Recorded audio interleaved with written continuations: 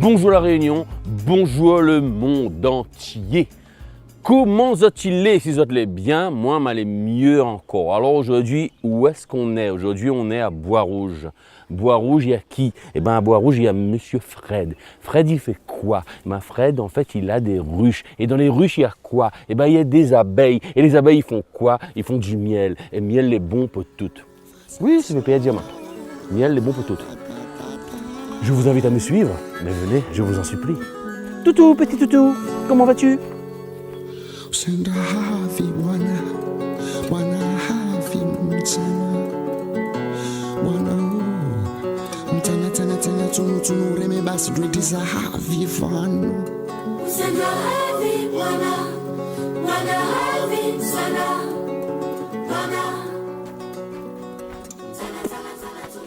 Comment il est, Fred? Bien, bonjour Alex. La forme? Ouais, ça va. Merci de nous accueillir chez toi. Avec plaisir. Dis-moi, il paraît que tu as des ruches. Ben écoute, je pense que tu vas m'en parler plus. Ouais, allons-y. Parfait.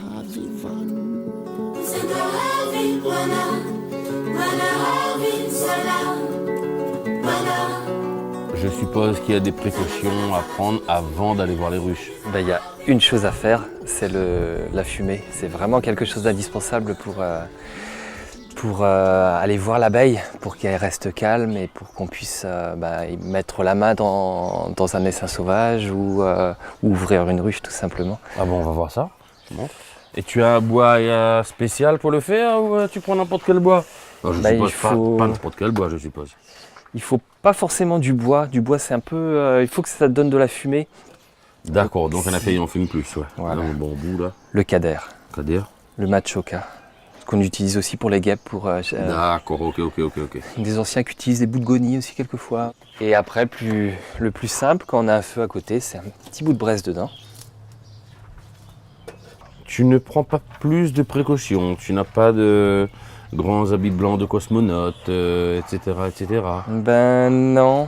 Quand on a moins de 100 ruches, on peut se permettre de prendre son temps pour la visite. Et quand on prend son temps, l'abeille, elle aime ça. Ça la stresse pas. On a des mouvements calmes et il n'y a pas de vibration, il n'y a pas de choc sur la ruche. Et s'il y a des mouvements appropriés à avoir, il ne faut pas avoir de gestes rapides, il ne faut pas sentir l'alcool, il ne faut pas... plein de petites choses comme ça. Et si on respecte tout ça, l'abeille, elle est calme. Ouais. Donc voilà, on est prêt. On descend par là? Ouais. Les temps ont changé, mais ils n'ont toujours pas rangé leurs armes. I don't know. Fais passer le temps, dread, car Tu es sûr que, bon, là, je suis tranquille, hein? Hein, tu rigoles, il rigole. Non mais attends. T'inquiète pas. dans cette ville d'hypocrites, t'avances et tu cogites sur le futur de nos enfants. Alors, explique-moi un petit peu, donc. Là, on a combien de ruches? Ça s'étend jusqu'où? Alors il y a une 60aine de ruches autour. Ici, là, il y a quoi? Il y a une 20aine juste dans le cercle. Alors, dis-moi, très vite et assez simplement, comment est constituée une ruche? Comment est faite la maison d'une abeille? Il y a des étages, il y a une cuisine, il y a une salle de bain.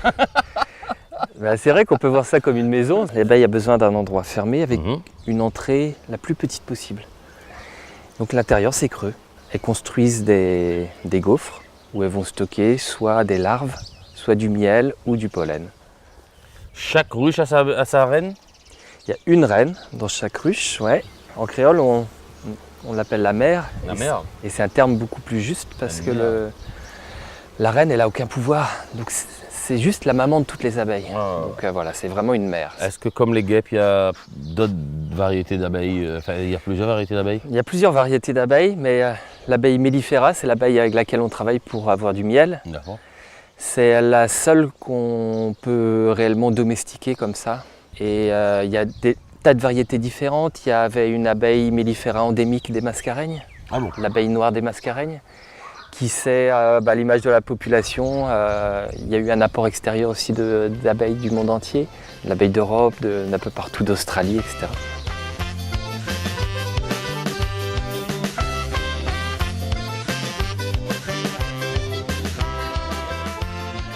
que souvent ils disent nanana, miel, fleur de ceci, miel, bois de cela, nanana. Est-ce que ton miel il a une particularité ou c'est vraiment, il se sert de tout? Bon, parce qu'il y a quand même pas mal de petits arbres, de papaye, miwa, on a pas mal de fleurs aussi.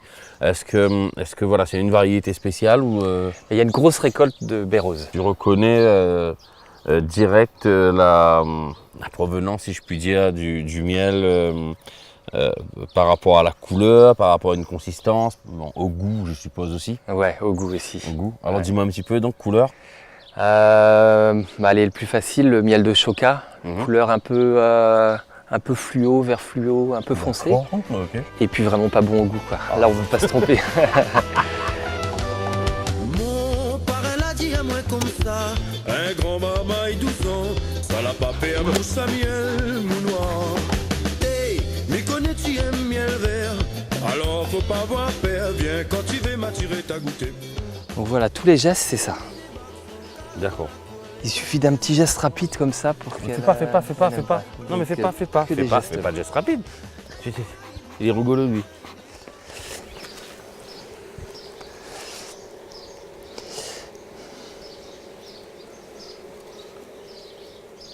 On voit un petit peu de miel. Donc on voit déjà des alvéoles. Ouais. Ce qu'on voit briller, c'est du miel. Mhm.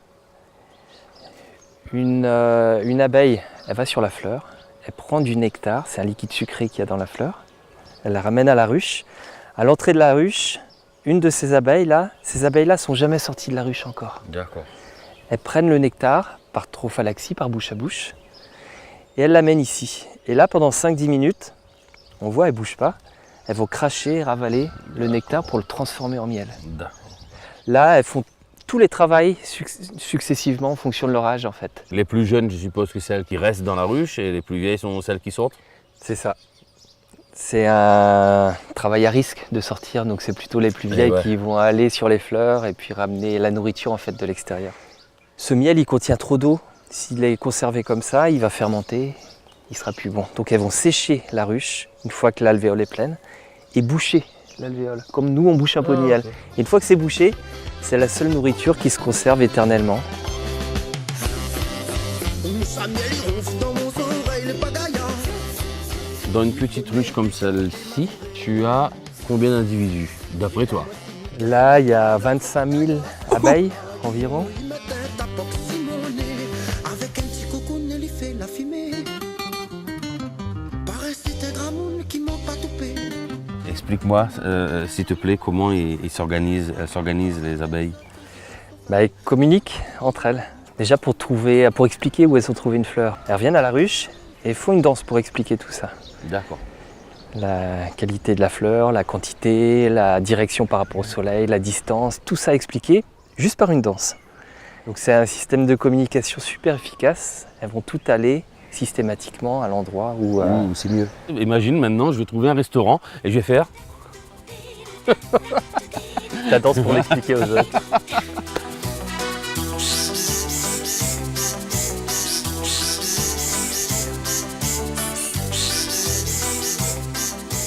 On peut récolter d'autres produits dans la ruche. On peut récupérer du pollen, par exemple. Là, juste derrière, on voit les petites varangues. C'est des trappes à pollen. Et ça, c'est un vrai trésor. Pour moi, c'est encore plus riche que le miel. Le miel, c'est du sucre. Et le pollen, c'est de la protéine. Au niveau gustatif, c'est incroyable. Non, j'en ai pas là aujourd'hui. Elles sont pas en fonctionnement là aujourd'hui. Mais pourquoi il dit ça là, les gars, en fait, tu vois, lui fait bave à nous. Hein, le pollen, oh là là, louloulou. Il n'y en a même pas pour goûter, quoi. Mais pas content. Tu récupères ton miel, tu le vends ou c'est vraiment une passion et tu es super content comme ça? L'apiculture pour moi c'est avant tout une passion, j'ai une autre activité principale. Ici on est à Font-Benjoin et toute l'année, tous les jours, on n'a pas entendu sonner encore le portail, mais les voisins nous apportent des fruits, des légumes, des caries et tout ça. Donc une grande partie de ma récolte déjà va aux voisins, à tous ceux qui partagent avec moi d'autres choses dans l'année. Là, moi la vie pipère à rien. Ça l'était comme un festin, oui, la fête de miel là-bas chez mon parrain. Nous voilà bien installés avec bien sûr le petit café, la petite tisane citronnelle et le miel de Monsieur Fred, bien sûr, il ne faut pas... Hein. Bon, on est là aussi pour ça. Dis-moi Fred, d'où est venue cette passion, mais vraiment le commencement. Le tout début, ça remonte vraiment à l'enfance, à mon village en Bretagne, en métropole. Ça faisait partie de la vie du village, quoi. Beaucoup de personnes avaient des ruches. Mais vraiment, en arrivant ici à La Réunion, ça a pris une autre ampleur et il y avait autre chose à faire, quoi. D'accord. Et tu me parlais tout à l'heure, tu disais que tu formais des gens à avoir des ruches, tu formais des gens à être apiculteurs. Ça fait maintenant 5 ans que tous les mois, je forme un groupe de personnes. On est ici autour de la table, on fait des visites de ruches à chaque fois. C'est 4 samedis à suivre, dans le but d'installer une ruche dans la cour, une ruche ou deux. Pour un complément de revenus aussi, ça peut être une dizaine, une vingtaine de ruches. Et puis des projets professionnels aussi, des personnes qui veulent... ont des projets en permaculture par exemple, et puis veulent y associer des ruches ou des projets d'apiculteurs professionnels. Pour le coup, tu ne vis pas de ton activité d'apiculteur, c'est vraiment une passion pour toi. C'est une passion, ouais. Mais donc, ta deuxième activité. Monsieur Fred, Oui, dis-moi tout. là c'est l'autre casquette.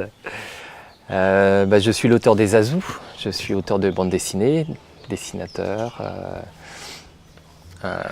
Et puis je réalise des spectacles de dessin D'accord. avec Mounawar ou d'autres musiciens. Et... Salut Mouna. Salut Mouna. Fred, merci beaucoup à toi. J'ai beaucoup appris aujourd'hui. Bon, Je te dis à la prochaine. Et merci de ton accueil. À plus tard. avec Et bon, plaisir. Ouais, reviens allez, quand tu veux. moi je m'en vais.